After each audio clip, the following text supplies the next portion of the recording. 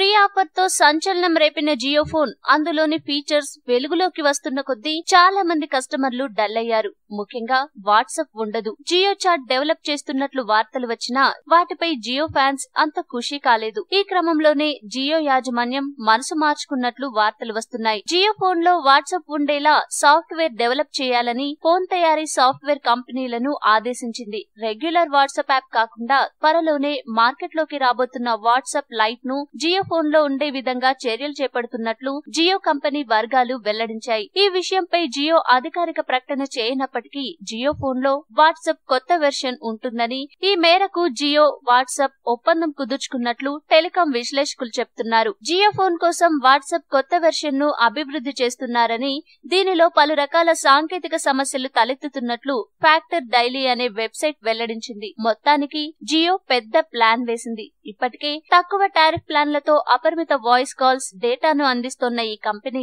ఇప్పుడు 4G volt feature phone తో గ్రామీణ ప్రాంతాల మొబైల్ యూజర్లను టార్గెట్ చేసింది. జియో ఫోన్ లో వాట్సాప్ ఉంటే మాత్రం తిరుగు ఉండదని భావిస్తున్నారు.